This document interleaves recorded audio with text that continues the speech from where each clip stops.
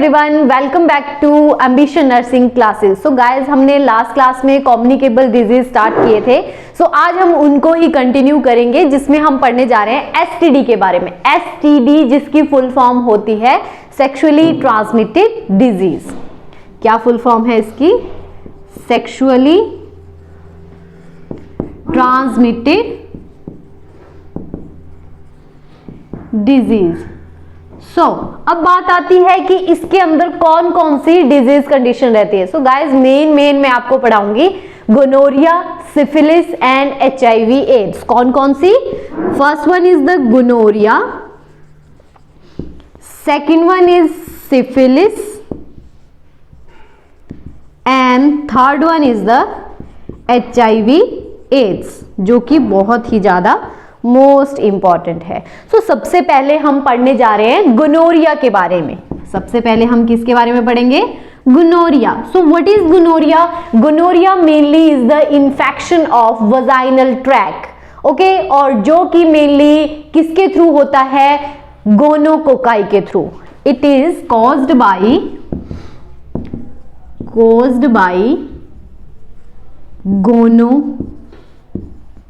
कोकस या कोकाई, आप दो चीजें बोल सकते हो। नेक्स्ट चीज आती है कि अगर ये बहुत ज्यादा वर्स्ट हो जाता है, अगर तो नॉर्मल है तो इतना ज्यादा कॉम्प्लिकेटेड नहीं होता, बट अगर ये बहुत ज्यादा बढ़ जाता है तो इसकी कॉम्प्लिकेशन में यूरिथ्राइटिस, एंडोमेट्राइटिस रहता है। Urethritis it means inflammation and infection of the urethra of the female. ये फीमेल के जो गोनोरिया है that is mainly occurs in the female. And second चीज मैंने आपको बताई endometritis. Endometritis it means inflammation and infection of the endometrial wall of the uterus. कौन कौन सी कॉम्प्लिकेशन है इसकी? Complication first one is urethritis, inflammation infection of urethra, and second one is the endometritis, inflammation and infection of the endometrium of the uterus, that is the second layer of the uterus. अब बात आती है कि इसकी systematically अगर complications हो रही हैं तो उसमें क्या क्या चीज आ सकती है। सो गाइस, उसमें डर्मेटाइटिस, मेनिंजाइटिस प्रेजेंट रह सकता है। अदर में dermatitis related to your skin. So dermatitis का मतलब क्या रहता है? Infection and inflammation of the dermis of the skin. Dermis is the layer of skin. And second one is the meningitis. Meningitis is the inflammation of the meninges, जो कि brain की layers होती हैं, dura mater, pia mater and arachnoid mater. Next आता है incubation period of the gonorrhoea. So guys, incubation period रहता है उसका 3 to 10 days। Incubation period is 3 to 10 days। So ये क्या थी? Normal introduction of the STD and gonorrhoea के बारे में, जिसमें हमने सेक्सुअली ट्रांसमिटेड डिजीज 3 पढ़ने हैं, gonorrhoea, syphilis and HIV AIDS. And first one हमने स्टार्ट किया है गोनोरिया, जो कि क्या है, किसके थ्रू होता है? It is an infection that is caused by the gonococci. और इसमें अगर कॉम्प्लिकेशन बहुत ज्यादा वर्स्ट हो जाता है सो यूरिथ्राइटिस, एंडोमेट्राइटिस, डर्मेटाइटिस या फिर मेनिंजाइटिस की कंडीशन अराइज हो सकती है। नेक्स्ट हम पढ़ेंगे इसका mode of transmission and causative organism. So guys, next हम देखते हैं causative organism and the mode of transmission. So main जो इसका कॉजेटिव ऑर्गेनिज्म रहता है उसका नाम है नाइजीरिया गोनोरिया। क्या नाम है? नाइजीरिया गोनोरियाई। नेक्स्ट चीज आती है mode of transmission. It means ये किसके थ्रू ये स्प्रेड हो सकता है? Mode of transmission. So guys, जैसा कि मैंने आपको स्टार्टिंग में इंट्रोडक्शन में पढ़ाया था, it is an sexually transmitted disease. So mainly ये इन्फेक्टेड पर्सन के साथ सेक्सुअली इंटरकोर्स होता है, उसके थ्रू ये फैल सकता है। First one is sexually intercourse with infected person के थ्रू ये फैल सकता है। एंड सेकेंड वन, ये फैल सकता है through infected mother to baby.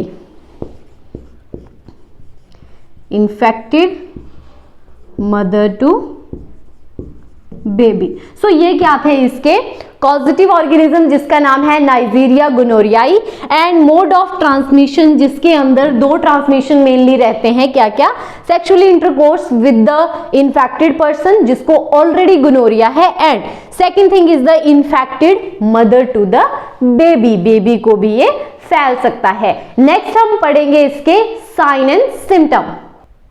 So guys, इसके जो साइन एंड सिम्टम रहते हैं वो हम पढ़ेंगे मेल में कौन से रहते हैं, फीमेल के अंदर और चिल्ड्रन के अंदर क्या देखने को मिलते हैं, sign and symptoms.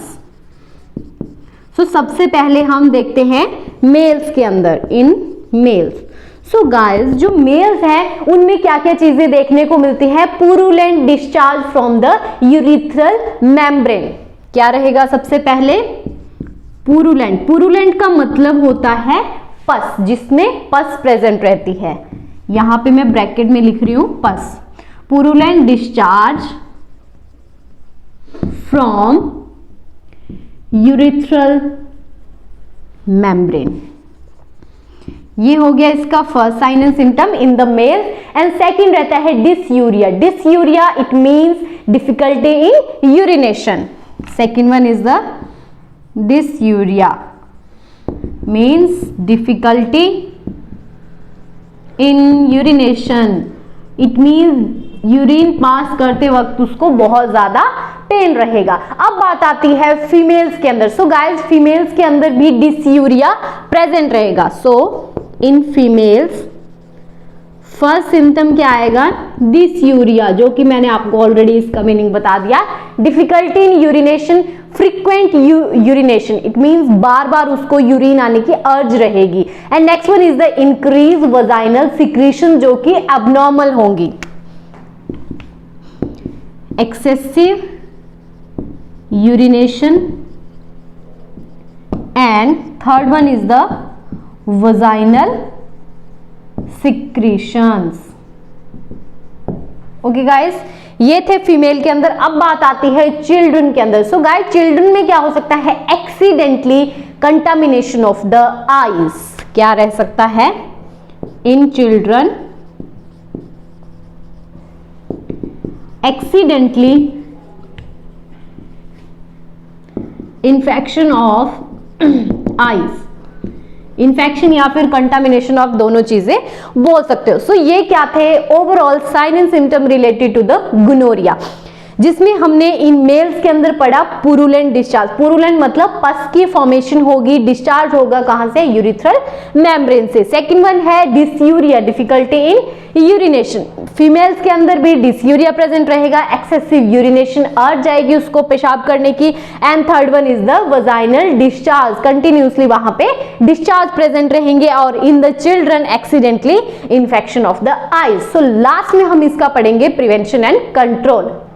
So last हम देखते हैं गोनोरिया के बारे में, कैसे उसको प्रिवेंट कर सकते हैं और कैसे उसको कंट्रोल कर सकते हैं, prevention and control. So prevention और कंट्रोल में हम क्या क्या स्टेप करेंगे। सो सबसे पहले क्या है, detection of cases of the gonorrhoea. Gonorrhoea के केसेस को हमें क्या करना पड़ेगा, डिटेक्ट करना पड़ेगा, detection of cases of gonorrhoea.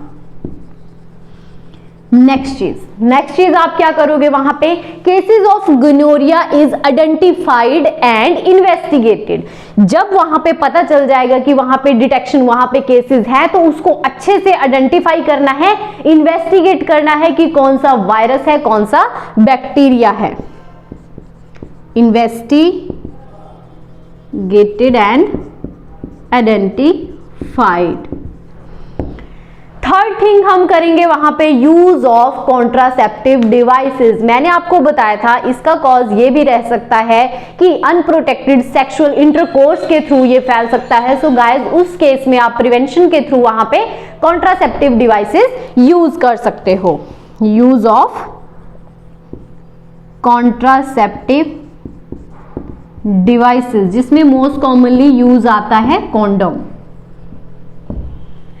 Next one रहता है avoid unsafe sexual intercourse. Avoid unsafe sexual intercourse.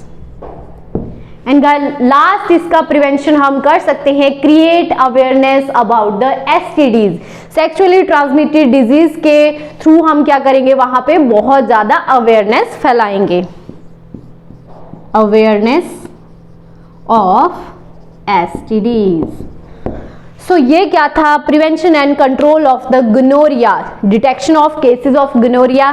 Second thing, investigated and identification, use of contraceptive devices for example condom, avoid unsafe sexual intercourse, and the last one is awareness of STD. So ये हमने overall gonorrhoea के बारे में पढ़ लिया। Second thing हम पढ़ने जा रहे हैं सिफिलिस के बारे में।